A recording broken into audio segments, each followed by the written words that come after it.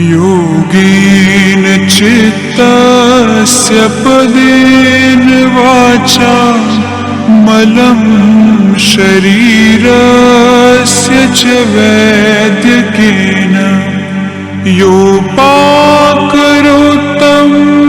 प्रवरं मुनीनां पतञ्जलिं प्राञ्जलिरानतोऽस्मि।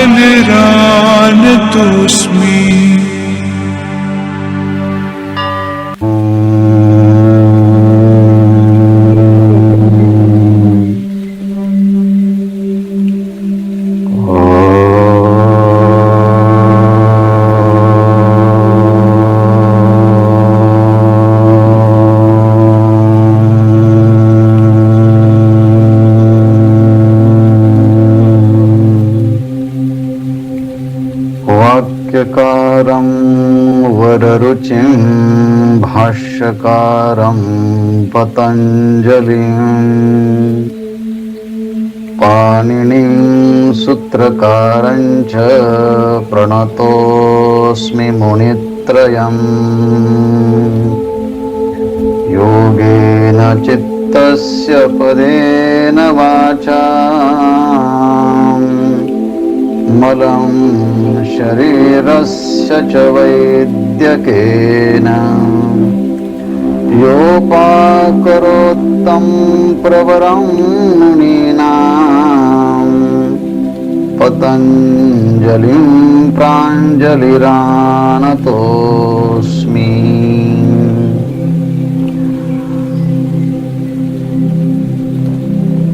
पतंजली महर्षींनी योगसूत्राच्या समाधीपादामध्ये चित्ताला प्रसन्न करण्यासाठी आणि एकाग्र करण्यासाठी प्राथमिक स्वरूपामध्ये जे 7 उपाय सांगितले, त्या 7 उपायांना परिकर्म असं म्हणतात. प्रसन्नम एकाग्रम स्थितिपदम लभते ततश्च चित्तम प्रसीदति. ह्या सगळ्या उपायांच्या द्वारे चित्ताला प्रसन्नता आणि एकाग्रता प्राप्त होते. आणि ही प्रसन्नता आणि एकाग्रता प्राप्त करण्यासाठीचा जो अभ्यास प्राथमिक स्वरूपामध्ये प्रतिपादन केला तो 7 प्रकारचा आहे. म्हणून हे 7 प्रकारचे परिकर्म म्हणून योगदर्शनामध्ये एक विशिष्ट नामविधान प्राप्त झालेलं आहे. त्याची सुरुवात भावनेपासून केलेली आहे. सगळ्या सुखी व्यक्तीच्या ठिकाणी मैत्रीची भावना, सगळ्या दुःखी व्यक्तींच्या ठिकाणी करुणेची भावना आणि सगळ्या पुण्यवान महापुरुषांच्या ठिकाणी मुदिता, हर्ष, उल्हासाची भावना आणि जे अपुण्यवान आहेत त्यांच्या ठिकाणी उपेक्षेची भावना केली की एक शुक्ल कर्माचा उदय होतो. त्याने चित्त प्रसन्न होतं, एकाग्र होतं आणि प्रसन्न आणि एकाग्रतेसाठी हा पहिलं परिकर्म सांगितलं. त्यानंतर प्रच्छर्दन विदारणाभ्याम वा प्राणस्य, उदरस्थ असणारा वायू नाशिकेच्या द्वारे बाहेर नेऊन तो तसाच थांबवणं, बाहेर नेण्याच्या प्रक्रियेला प्रच्छर्दन असं म्हणतात आणि तिथे थांबवण्याच्या प्रक्रियेला विदारण असं म्हणतात. आणि तो तसाच काळ ठेवून तो प्राणायाम केला की तो बहिर्कुंभक होतो. तसाच बाहेरचा प्राण आतमध्ये आणून तसाच बाहेर जाऊ न देता तसाच तो ठेवणं, याला अंतर प्राणायाम आणि अंतरकुंभक म्हणतात. याप्रमाणे प्रच्छर्दन, विदारण आणि कुंभक अर्थात रेचक, पूरक आणि कुंभक ह्या साधनाच्या द्वारे सुद्धा अंतःकरणाची स्थिरता, चित्ताची स्थिरता आणि प्रसन्नता प्राप्त होते. त्यानंतर 3रा उपाय सांगितला, विषयवती प्रवृत्तीरुत्पन्ना मनसा स्थिती निबंधिनी. ह्या सूत्राच्या मध्ये शब्द, स्पर्श, रूप, रस आणि गंध यांचा एक दिव्य अनुभव येण्यासाठी आपल्या शरीराच्या अंतर्गत असणाऱ्या अवयवांच्या ठिकाणी ती चित्तवृत्ती जर स्थिर केली तर जिथे चित्तवृत्ती स्थिर केली त्या ठिकाणचं सगळं ज्ञान त्याला संयुक्ती आणि त्या संयुक्तीच्या अनुसार एक दिव्य अनुभूती प्राप्त होते. जसं नाशिकाग्र एकाग्रता धारणा केली असताना दिव्य गंधाची संयुक्ती प्राप्त होते. जिव्हाग्र जिव्हेच्या अग्रावरती लक्ष केंद्रित केलं, धारणा केली तर रससंयुक्तीची अनुभूती येते. ताळूच्या ठिकाणी धारणा केली, एकाग्रता वृत्ती केली तर रूपसंयुक्ती याची अनुभूती येते. आणि जिव्हेच्या ठिकाणी धारणा केली तर स्पर्श संयुक्तीची अनुभूती येते. आणि जिव्हेच्या मुळावरती म्हणजे जिव्हेच्या अगदी मुळाच्या बाजूला धारणा केली तर शब्द संयुक्तीची अनुभूती येते. ह्याप्रमाणे इंद्रियांच्या अंतर्गत असणाऱ्या स्थानावरती वृत्ती जर एकाग्र केली तर तिथल्या ठिकाणचा सगळा अनुभव, सगळं वृत्ती म्हणजे त्या ठिकाणी विशेष प्रकारचं ज्ञान त्या ठिकाणचं प्राप्त होतं. ह्याप्रमाणे अशी वृत्ती उत्पन्न झाली त्या त्या विषयाची, त्याला म्हणतात विषयवती प्रवृत्ती उत्पन्ना. अशी त्या त्या विषयाची वृत्ती म्हणजे ज्ञान उत्पन्न झालं असताना मनसा स्थिती निबंधिनी, मग त्यामुळे मन जे आहे ते स्थित होतं, स्थिर होतं, शांत होतं. त्याप्रमाणे वृत्तया उत्पन्नश्चित्तम, अशा प्रकारचं चित्ताच्या वृत्तीमध्ये त्या त्या ठिकाणचं ज्ञान उत्पन्न झालं की स्थितो निबंधिनी, अंतःकरणाची वृत्ती स्थिर होते. संशय विदमंती, सगळ्या प्रकारचे संशय दूर होतात. आणि संप्रज्ञा समाधी संप्रज्ञा हा द्वारी भवंती, आणि संप्रज्ञात समाधीची सुद्धा एक प्रकारची अनुभूती यायला लागते. आणि असाच अनुभव मग बाहेर चंद्र, सूर्य, ग्रह, मणी, प्रदीप, रत्न इत्यादी बाह्य विषयांच्या ठिकाणी सुद्धा वृत्ती एकाग्र केली असताना तशा प्रकारचा अनुभव येतो. असा निर्वाळा श्रेष्ठ महापुरुषांनी अर्थात योगाच्या आचार्यांनी दिला आहे. तसं योगशास्त्रामध्ये वर्णन आलेलं आहे. आणि योगशास्त्रामध्ये असलेल्या वर्णनानुसार आणि आचार्यांनी केलेल्या अभ्यासानुसार अनुमान काढून पुढच्या सगळ्या योगा अभ्यासकांना सुद्धा बाह्य कोणत्याही एखाद्या विषयाच्या ठिकाणी चित्तवृत्ती जर स्थिर केली तर त्या ठिकाणचं ज्ञान प्राप्त होतं. आणि म्हणून एकाग्रता जर नसेल तर त्याला काहीच कळत नाही. आणि एकाग्रता असेल तर कोणत्याही विषयातली अत्यंत सूक्ष्म अतिसूक्ष्म विषयाच्या संबंधाची ज्ञान परिणती त्याला प्राप्त होते. आणि असं करता करता सगळ्या विषयांच्या ठिकाणी वृत्ती स्थिर करता करता तो जर पुन्हा आपल्या आत्मस्वरूपाच्या ठिकाणी चित्तवृत्ती जर स्थिर केली तर त्याला तिथलं जे ज्ञान आहे, अस्मिता स्वरूपाचं ज्ञान म्हणजे मी चेतन तत्व आहे अशा स्वरूपाचं जे ज्ञान आहे त्या दिव्य ज्ञानाची अनुभूती आली. मग जगातल्या सगळ्या विषयांच्या ज्ञानाच्या विषयी त्याच्या अंतःकरणामध्ये एक प्रकारची विरक्ती, वैराग्य उत्पन्न होतं. आणि मग त्याला केवळ योगाच्या अभ्यासाच्या विषयी असणारी श्रद्धा, वीर्य, स्मृती, प्रज्ञा आणि समाधी या संबंधाचा उत्साह प्राप्त होऊन त्याला असंप्रज्ञात समाधीची अनुभूती, अपरोक्ष अनुभूती येते. आणि मग त्याला कळतं की योगशास्त्रामध्ये गुरूंनी जे सांगितलं आहे ते फक्त शब्दापुरतं मर्यादित नाही तर प्रत्यक्ष अनुभूतीच्या स्तरावरती हा सगळा अनुभव जेव्हा त्याला यायला लागतो तेव्हा अंतःकरणाची वृत्ती आणखी प्रसन्न होते, आणखी स्थिर होते. आणि मग त्याला पुन्हा दिव्य अनुभूती हळूहळू यायला लागते. हे झालं आलंबनाचे बाह्य पदार्थ. आता त्याही पेक्षा सूक्ष्म आलंबन जर त्याने धारण केलं तर अंतःकरण आणखी प्रसन्न आणि एकाग्र होतं. त्याला पुढचं एक परिक्रम सांगितलं आहे, विषोका वा ज्योतिष्मती.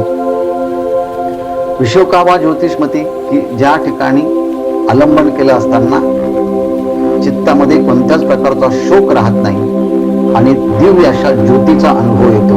हे कुठं तर नाभीच्या वरच्या स्थानी आणि कंठाच्या खाली जो अंगुष्ठाकार एक हृदयाची जागा असते त्याला हृदय कमल असं म्हणतात. त्या ठिकाणी अष्टकमलाची कल्पना केलेली आहे. आणि त्या ठिकाणी जर अंतःकरणाची वृत्ती जर स्थिर केली तर त्या ठिकाणी बुद्धिसत्वम प्रकाशाचा अनुभव येतो आणि स्थिरतेचा अनुभव येतो. त्याला विशोका वृत्ती असं म्हणतात. आणि तशाच अनुभव तिथे सातत्याने अभ्यास पूर्ण जर केला तर त्या हृदयाच्या ठिकाणी सूर्य, चंद्र, ग्रह, मणी प्रभारूपाकारेण विकल्पते. तिथे आपल्याला चंद्राची अनुभूती येते, सूर्याची अनुभूती येते, मणीची अनुभूती येते, प्रकाशाची अनुभूती येते. त्या हृदय कमलाच्या ठिकाणी एकाग्रतेने ध्यान केलं, चिंतन केलं, वृत्ती स्थिरावली असताना. तसाच अनुभव जर त्यांनी पुरुष चेतन तत्वाच्या ठिकाणी जर केला आणि मी सच्चिदानंद स्वरूप असं चेतन तत्व आहे अशी अनुभूती जर केली तर तिथे सुद्धा निस्तरंगम महोदधी कल्पम अर्थात तरंग विरहित असणाऱ्या महासागराप्रमाणे त्याला शांत अनंत अशी अस्मिता पुरुष तत्वाची त्याला अनुभूती येते. आणि त्यामुळे त्याच्या अंतःकरणातला सगळा शोक निवृत्त होतो आणि अस्मिता म्हणजे चेतन स्वरूप जो तत्व आहे त्या तत्वाच्या ठिकाणी ज्योतिष्मती इति उच्यते. अर्थात प्रकाश स्वरूप तत्वाची अनुभूती येते आणि त्यामुळे त्याचं यया योगिनश्चित्तम स्थितिपदम लभते.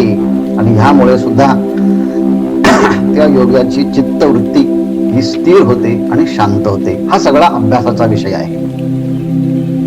मग आणखी काही ज्या चित्तवृत्तीला आलंबन आहे का, ज्याला परिकर्म असं म्हणतात, की ज्या चित्तातील दोष निघून जातात आणि गुण येतात आणि त्यामुळे चित्तवृत्ती शांत होते. त्याकरता पुढचं सूत्र आहे वीतराग विषयम वा चित्तम.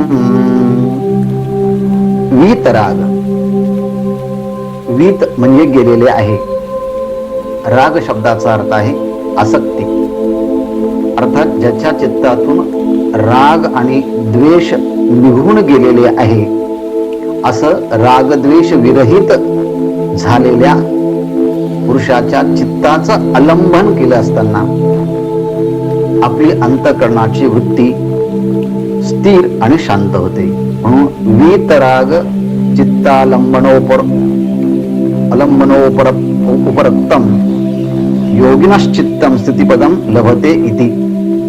अर्थात दुसरे कोणी महापुरुष असेल, व्यास असेल, पतंजली महर्षी असतील, संत ज्ञानेश्वर महाराज असतील किंवा जे कोणतेही श्रेष्ठ महापुरुष असेल त्यांच्या ठिकाणी रागद्वेष नसतो आणि सामान्य माणसांच्या ठिकाणी रागद्वेष असतो.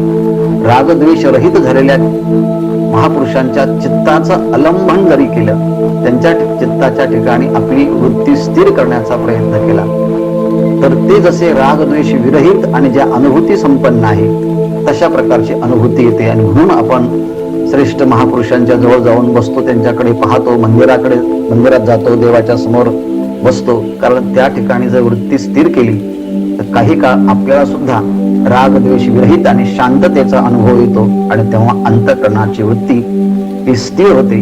हा अनुभव ज्ञानेश्वर महाराजांनी देखील सांगितला आहे. विपाय आठविला चित्ता तरी ते आपुली योग्यता हे असो प्रशंसिता लाभूवती. चुकून जर अशा महापुरुषांची आठवण केली किंवा त्यांची प्रशंसा केली तर ते ज्या स्थितीमध्ये असतात तशा स्थितीची अनुभूती आपल्यालाही येते असं योगानुभूती संत ज्ञानेश्वर महाराजांनी ज्ञानेश्वरीच्या मध्ये प्रगट केलेली आहे. अर्थात हे सुद्धा एक प्रकारचं परिकर्म आहे की अशा महापुरुषाच्या चित्ताचं आलंबन करून चित्तवृत्ती स्थिर, प्रसन्न आणि अंतर्मुख होण्याचा हा एक परिकर्म म्हणजे हा एक उपाय आहे. त्याप्रमाणे स्वप्न निद्रालंबनम वा निद्रा अज्ञानालंबनम वा तदाकारम योगिनश्चित्तम स्थितिपदम लभते इति. अर्थात झोपेमध्ये आपल्याला जागृती, स्वप्न ह्या दोन्ही अवस्थेंचा अभाव असतो आणि चित्तवृत्ती खूप शांत असते. अर्थात झोपेमध्ये आपली वृत्ती कशी शांत असते अशा त्या शांत वृत्तीच्या ठिकाणी आलंबन असं ठेवलं तरी सुद्धा आपल्याला एक शांततेची आणि स्थिरतेची अनुभूती येते. किंवा स्वप्नकालामध्ये किती छान स्वप्न पाहिलं, अशी अनुभूतीच्या ठिकाणी ती वृत्ती स्थिरावली असताना तरी देखील आपल्याला एकाग्रता, स्थिरता आणि अंतर्मुखतेचा अनुभव येतो. हाही एक उपाय स्वप्न निद्रालंबनम वा याप्रमाणे सांगितला. अर्थात त्या स्वप्नस्थ पदार्थांना आलंबन केलं किंवा सुषुप्ती कालामध्ये सगळ्या वृत्ती पदार्थांचा म्हणजे जागृती स्वप्न ह्या दोन्ही अवस्थेच्या पदार्थांचा त्या ठिकाणी अभाव असतो. अशा वस्तुविरहित असणाऱ्या स्थितीची आलंबन केलं असताना तरी देखील अंतःकरणाची वृत्ती स्थिर होते. हाही एक उपाय सांगितला. आणि पुढचा उपाय आहे यथाभिमत ध्यानाद्वा. यथाभिमत म्हणजे आता इंद्रियाच्या अंतर्गत स्थानाच्या ठिकाणी लक्ष केंद्रित केलं. आकाशामध्ये असणाऱ्या चंद्र, सूर्य, मणी, प्रभा, ग्रह यांच्या ठिकाणी चित्ताची वृत्ती स्थिर केली किंवा हृदयाच्या ठिकाणी चित्तवृत्ती स्थिर केली. पण कोणी असं म्हटलं की नाही, आम्हाला यापैकी आलंबनासाठी ही कोणतीही वस्तू नकोय, आम्हाला वेगळ्याच वस्तू आवडतात. म्हणजे पतंजली महर्षींनी हे देखील स्वातंत्र्य दिलेलं आहे. यथा अभिमत, तुम्हाला मान्य असणारा, तुम्हाला आवडत असणारा, अभिष्ट असा एखादा कोणताही या सृष्टीतला एखादा पदार्थ घेऊन त्या ठिकाणी तुमची चित्तवृत्ती देशबंद चित्तश्च धारणा याप्रमाणे संयम त्या ठिकाणी त्या वृत्तीचा केला अभ्यासाच्या माध्यमातून, तरी देखील तुम्हाला काही काळानंतर अशा प्रकारच्या स्थितीची अनुभूती येऊ शकते. याप्रमाणे यथा अभिमत ध्यानाद्वा. मग असं करत करत ह्या परिकर्म स्वरूपाचा अभ्यास करत असताना चित्तची वृत्ती कोणत्याही एखाद्या विषयाच्या ठिकाणी स्थिर केली तर जिथे स्थिर केली त्या विषयाचं इत्थंभूत ज्ञान त्या चित्तवृत्तीला प्राप्त होतं. म्हणून ऑब्झर्वेशन आणि इंट्रॉस्पेक्शन, बाह्य जगतातल्या वस्तूंचं ऑब्झर्वेशन करायचं असतं आणि शरीरांतर्गत असणाऱ्या तत्वाचं इंट्रॉस्पेक्शन करायचं असतं. या दोन्ही पद्धतीने जर चित्त स्थिर करण्याचा प्रयत्न केला तर किती ठिकाणी ते चित्त स्थिर होऊ शकतं, मिनिमम आणि मॅक्झिमम असं त्याची क्रायटेरिया काय असू शकतो हे सांगण्याकरता पुढचं सूत्र आहे पहा. परमाणु परममहत्तत्वान्तोस्य वशीकारः वशीभूतेन, ताब्यात येणं, आकलनात येणं. अर्थात कोणत्याही ठिकाणी चित्त वृत्ती स्थिर करण्याचा प्रयत्न केला की तिथली स्थिती आपल्या पूर्णपणे काबूत येते, ताब्यात येते, सामर्थ्यामध्ये येते, आपला त्यावरती प्रभाव असतो आणि तिथल्या सगळ्या वस्तूंचं ज्ञान होतं. म्हणून ज्यांचं मन लागत नाही, कळत नाही, एकाग्र होत नाही, त्यांच्याकरता ह्या सगळ्या उपायांची यादी महर्षींनी आपल्या समोर प्रस्तुत केली आहे. त्यामध्ये किती सूक्ष्म असणाऱ्या पदार्थाला आपण आलंबन करू शकतो याचा विचार सांगितला. परमाणु आपल्या केसाचा 100 भाग केले उभे आणि त्यातला एक भागाला आपण परमाणु असं म्हणूया. अत्यंत सूक्ष्म अशा असणाऱ्या वस्तूचंही आलंबन केलं अशा परमाणूचं, किंवा सूक्ष्म तन्मात्रा, शब्द, स्पर्श, रूप, रस, गंध, अर्थात या तन्मात्रेपासूनच पंचमहाभूत निर्माण झाले आणि या पंचमहाभूतांच्या सूक्ष्म अवस्थेला पंचतन्मात्रा म्हणतात. अशा परमाणु स्वरूपाच्या आणि सूक्ष्म असणाऱ्या तन्मात्राच्या ठिकाणी जरी चित्तवृत्ती एकाग्र करण्याचा प्रयत्न केला तरी तिथे सुद्धा चित्तवृत्ती स्थिर राहते आणि परमाणूच्या संबंधाचंही ज्ञान होतं. म्हणून तर आपल्याकडे वैशेषिक दर्शनकार आहे, त्याचे कर्ते कणाद आहे आणि कणादांनी वैशेषिक दर्शनामध्ये अणुपरमाणूच्या संबंधाचा शोध लावला. याचं कारणच एक आहे की चित्ताची वृत्ती एकदा स्थिर झाली की परमाणू पर्यंत जाऊ शकते हे सांगण्याकरता सूक्ष्म निवेशम आनस्य परमाणुवंतम स्तपदम लभते इति. अर्थात परमाणू पर्यंत ती वृत्ती जाते आणि त्या परमाणूच्या ज्या गती आहे त्या गतींचं देखील त्याला ज्ञान होतं. हे झालं आहे सूक्ष्म वस्तूच्या बाबतीमध्ये. पण आता व्यापक वस्तूच्या बाबतीमध्ये जर चित्तवृत्ती स्थिर केली तर ती कोणती आहे? एक्सटेन्शन जर पाहिलं तर छोटीतली छोटी आपण परमाणू घेतला आणि मोठ्यातला मोठा म्हणून परम महत. परम म्हणजे मोठ्यात मोठं, महत म्हणजे व्यापक. सगळ्यात जास्तीत जास्त व्यापक असणारं तत्व कोणतं आहे? तर जास्तीत जास्त व्यापक असणारं तत्व आहे आकाश. म्हणून आकाशाच्या ठिकाणी सुद्धा चित्ताची वृत्ती जर स्थिर केली असताना तर चित्ताची वृत्ती आकाशाच्या ठिकाणी सुद्धा ती स्थिर होते आणि त्या संबंधाचंही त्याला ज्ञान होतं. अर्थात परम महत पर्यंत तिथपर्यंत ती वृत्ती जाते. याप्रमाणे सूक्ष्माती सूक्ष्म आणि व्यापकाती व्यापक अशा कोणत्याही पदार्थांच्या ठिकाणी चित्तवृत्ती जर स्थिरावली तर त्या ठिकाणी त्या चित्तवृत्तीला सूक्ष्म पदार्थाचंही आणि व्यापक पदार्थांचंही ज्ञान होतं आणि त्यामुळे ती अंतःकरणाची वृत्ती स्थिर होते, शांत होते आणि अंतर्मुख होते. ह्याप्रमाणे ह्या सगळ्या स्थितींचं वर्णन सांगत सांगत सांगत ह्या 7 प्रकारचे परिक्रम सांगितले आणि ह्या 7 प्रकारच्या परिक्रमाची एक प्रकारची चित्रण आपल्या डोळ्यासमोर यावं की नेमकं इतकं चित्त पवित्र, मंगल आणि एकाग्र होण्यासाठी ती चित्त कसं असू शकतं, त्याची कल्पना, व्हिज्युअलायझेशन आपल्या समोर येण्याकरता पतंजली महर्षींनी पुढच्या सूत्राची निर्मिती केली. त्याचं फक्त आपण उच्चारण करूया, त्याचा विचार उद्या बघूया. क्षणे वृत्तेरभिजातस्यैव मणेर्गृहीतृ ग्रहण ग्राह्येषु तत्सदंजनता समापत्तिः.